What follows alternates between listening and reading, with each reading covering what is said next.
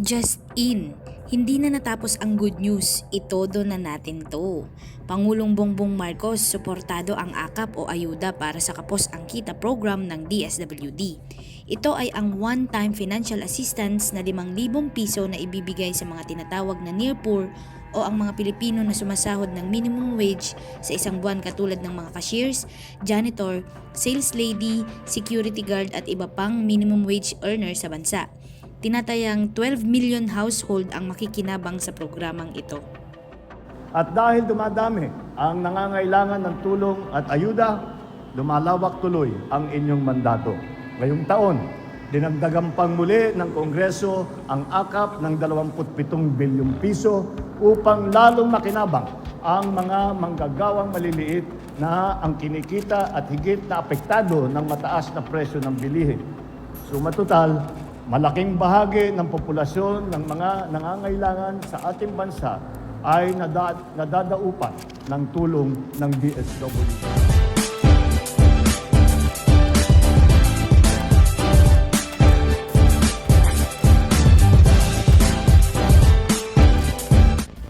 Ayon sa Malacanang press briefing ni DSWD Secretary Rex Gatchalian noong February 20, 2024, sinabi ng kalihim na perfect timing ang inisyatibo ng gobyerno para sa ayuda para sa Kapos ang Kita program o AKAP para sa mga minimum wage earners sa bansa dahil sa kinakaharap nating economic difficulties sa buong mundo, lalong-lalo na ang inflation sa mga bilihin. Pinaliwanag din ng kalihim ang importansya ng programa lalo na at minimum wage earner ang makakakuha ng cash assistance. Aniya, sila yung tumutulong sa ating ekonomiya pero sa oras ng kanilang pangangailangan, saan sila kakapit? Ang gobyerno kailangan responsive at palagay ko panahon na para bigyan sila ng atensyon. Dagdag pa niya, itong mga wage earner natin, isang shock lang sa pamilya. May namatay, may nagkasakit, inflation, may hindi inaasang pagkakataon. They are so vulnerable na pwede silang mag-spark pabalik sa kahirapan. Maliban kay Gatchalian, suportado din ni House Speaker Martin G. Romualdez ang AKAP.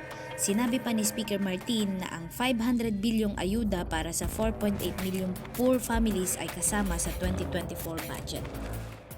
Na nagtatanong kasi it gives us a chance to clarify. Wala pa ni isang sentavo ng AKAP na nagagamit. The whole appropriation is intact because the department is still crafting the guidelines. If you look at the special provision ng AKAP sa batas, it's meant for our minimum wage earners to protect as an anti-inflation mechanism. Maganda yung programa. Importante lang mahubog namin na maayos ang guidelines para talagang maging faithful siya sa mandato ng batas na ibinigay sa kanya. Ang isa sa pag-question doon, Sir, bakit daw po may budget na kaagad ni wala pa pala daw mechanism, wala pang IRR, Okay. yung program? Kami sa departamento nire-respeto, bilang dati ring mambabatas, nire-respeto namin ang prerogatiba ng ating Congress. When I say Congress, it's a whole, the lower house and the upper house, to introduce amendments to the budget. Alam nyo, just as a side story, sometime October, before even the whole talk about AKAP happened, I personally, together with some members of our team sa DSWD, met Yusek Mapa of PSA because he's a known poverty expert. Kasi matagal ng pag-aaral sa departamento namin na kailangan meron tayong near poor or tawag namin near poor pero yan yung minimum wage earners natin na programa kasi etong mga minimum wage earners natin, isang shock lang sa pamilya. May namatay, may nagkasakit, inflation. Yung may hindi inaasang pagkakataon, they're so vulnerable na pwede silang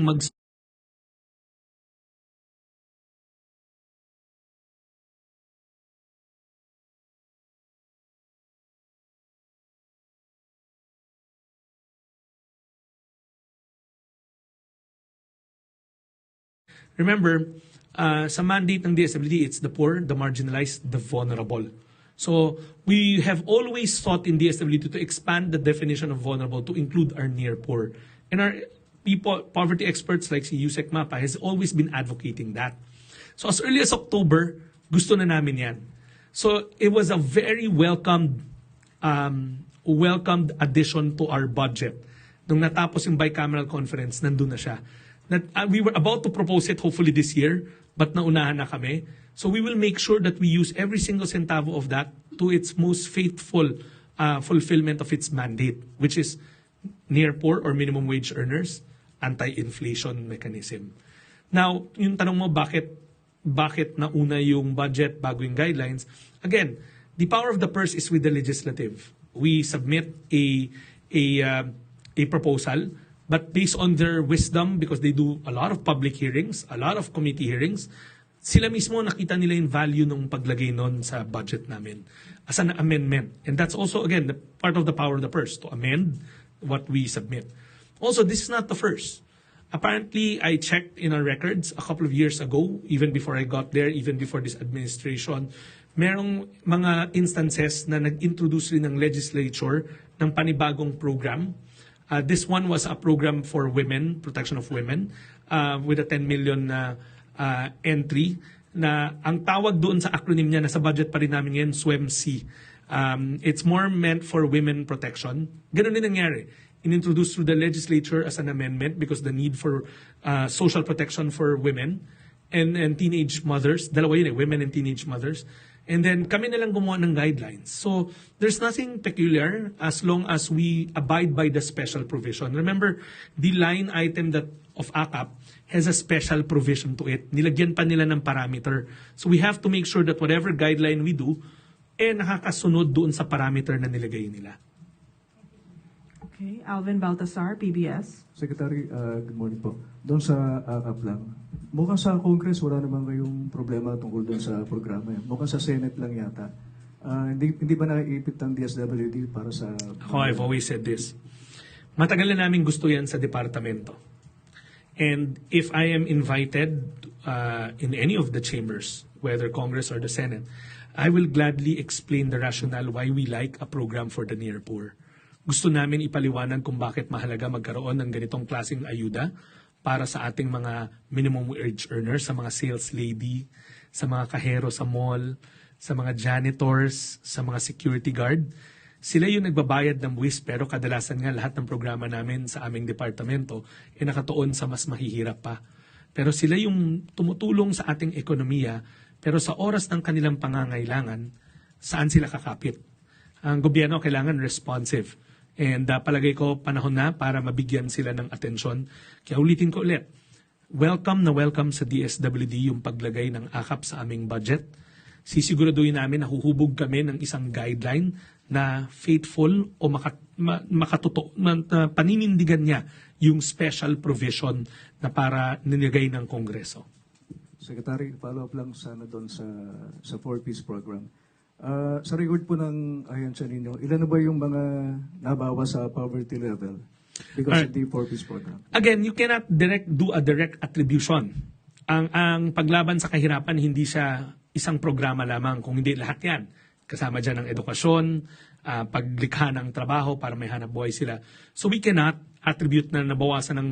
Kasi di ba last year parang I remember the year-end 1% reduction on poverty, but we cannot solely claim na kami lang ang gumawa nun, kundi all of government approach yun.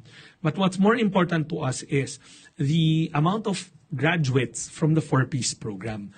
As of this date, from February 2024, close to 700,000 na of the 4.4 have graduated.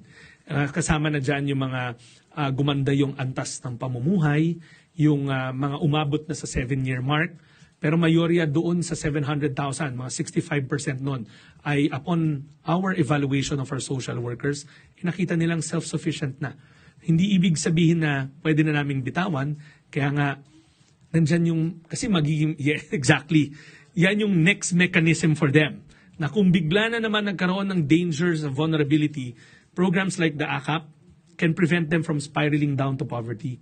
Imagine mo, pinagpundaran natin ng 7 taon yung tao makaahon sa kahirapan. Naangat mo, ito yung poverty line, nakatungtong lang siya slightly, visually, tignan, di ba? Tapos biglang, may nangyari lang. Balik na naman siya dun sa ilalim, di sayang yung pinundar nating lahat. So you need these support crutches, tawag ko sa nila, parang saklay, na sa oras ng pangangailangan, hindi sila mahulog pabalik sa kahirapan. Or else this becomes a vicious cycle. Number 2, let's not, alam nyo, ang 4-piece is the flagship anti-poverty program of the government for years. But we also have to look at its main goal. Ang una niyang goal talaga is putulin ang kahirapang na isasalin mula sa isang henerasyon patungo sa pangalawang henerasyon. Bakit ko sinabi yun? Kaya kung titignan niyo yung condition niya, dapat yung anak mo na sa paaralan. Hindi mo makukuha yung grant mo kapag hindi niya tinapos yung mula daycare hanggang sa senior high school. That's precisely why pag susukatin nyo kaagad si 4Ps ngayon, marami mga ekonomista at anti-poverty expert nagsasabi, hindi pa napapanahon. Pero tignan natin a couple more years kung nabali niya talaga yung anti-generational poverty, intergenerational poverty. Pero we're already seeing signs of success. Meron tayong mga success stories na sa social media namin yan, yung mga nakatapos na yung anak, naging valedictorian na ng batch nila, naging inhinero, then sila ngayon kumakayod para sa kanilang pamilya para hindi maulit na sila yung nagpapaaral sa kanilang mga kapatid kasi ayaw na nila mahulog ulit sa kahirapan. Secretary, you mentioned that breaking the cycle of intergenerational poverty, and also today you explored the idea of including first 1,000 days. Maybe it's time to share the importance of nutrition from conception and what role it plays in terms of development and. Isa sa, Daphne, that's a very good question. We spent a long time talking about that this morning. Sa bottom 30 kasi, ibig sabihin yung 30%, the bottom, yung pinakamahirap na mga kababayan, very prevalent pa rin ang stunting. So, ang tanong pabalik, naman nasa 4Ps nga sila, bakit? Ang sagot namin kasi doon, napansin namin, na dahil yung health grant natin fix 700, walang insentibo sa kanila na magparehistro pag nabubuntis sila sa health center.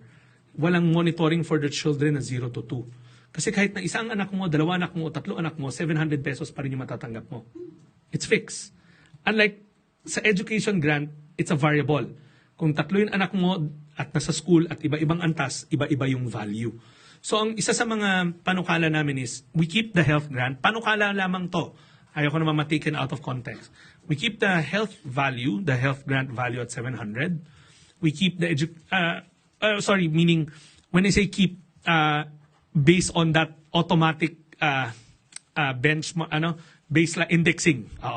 But the new component doon is we might want to introduce, sabi ko sa Pangulo, a first 1,000 day grant kung saan ang mga buntis hanggang may anak ng 2-year-old, may panibago silang grant that only lasts until matapos sila doon sa life stage na yon. Para may insentibo sa kanila to look for yung tawag namin health-seeking behaviors. Ibig sabihin, mapipilitan sila pumunta sa health center, magparehistro kasi buntis sila. Kumuha ng prenatal care, postnatal care, postpartum treatments, pagdating ng 0 to 2, yung immunization. May data kasi kaming pinakita kanina na yung immunization mababa at it's only at 18% for our 4Ps beneficiaries. Kasi nga, kumbaga, pag malayo na yung lugar na tinitirahan mo, nasa bundok ka, nasa isla ka, luluwas ka na malayo, magastos para sa'yo eh. Pero if we suddenly introduce a first 1,000 day grant to defray the cost of commuting to your health center, maring ma-encourage silang pumunta sa mga health center. But it will only be for the subset of 4Ps na may nagbubuntis o nagpapasuso or 0 to 2 yung anak mo. So hanggang dun lang muna tayo. Then after 12 months, let's say wala na yun, mawawala yung grant na yun rin. It's something being studied. At bakit sila? Kasi nga sila yung pinakamahirap at pinag-aaralan natin itong panukalan to. Pinopost namin sa Pangulo.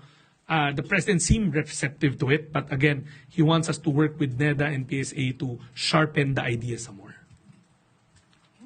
Melvin Gascon, Philippine Daily Inquirer.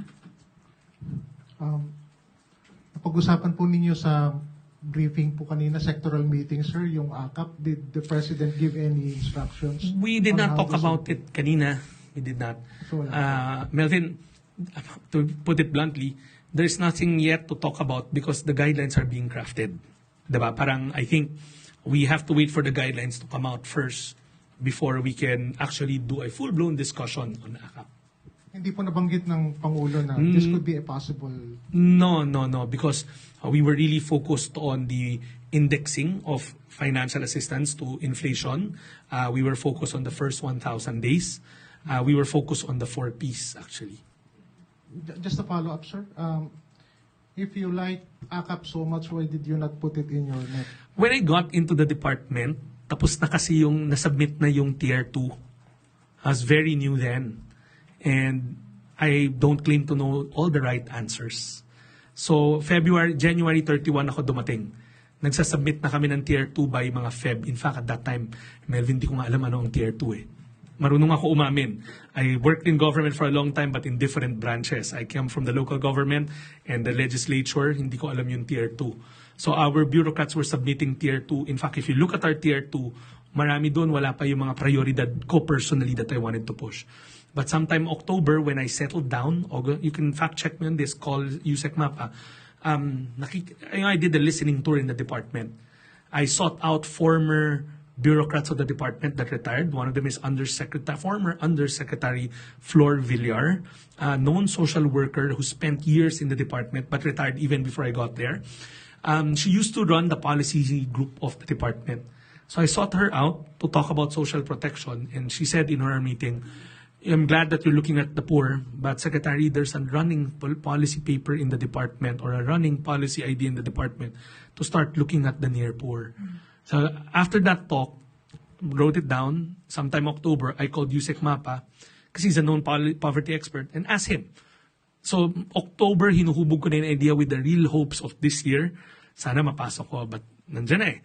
So I can tell from my smile that it's a welcome addition to the department's budget. And the Congress has already done its part. It's up to us now to make sure that it's implemented properly. Last question. Who among the congressmen did you talk to about AKAP, sir? Sila naglagay eh. I had casual conversation but nothing formal. Ang formal discussions ko are with the Undersecretary Mapa. He did a full-blown briefing on near poor for us on how they should be deciled from the lowest to the highest. Kasi marami, di ba? And would you know also, Melvin, that officially, there is no definition of near poor. Kaya nga ang nilagay doon sa Congress is minimum wage. Kasi di ba, if let's say your minimum wage, I had a lengthy discussion on this, let's say it runs around at 12,000 something. Ano ba, lagay na natin round off mo, 12,500. What about 12,501? Diba? Trying to box that concept is quite difficult. That's why it's taking us time to define minimum wage. Sa law naman, di naman nila linagay near poor. Nilagay nila minimum wage, low income individuals, I believe. Okay, thank you. I'm sorry we don't have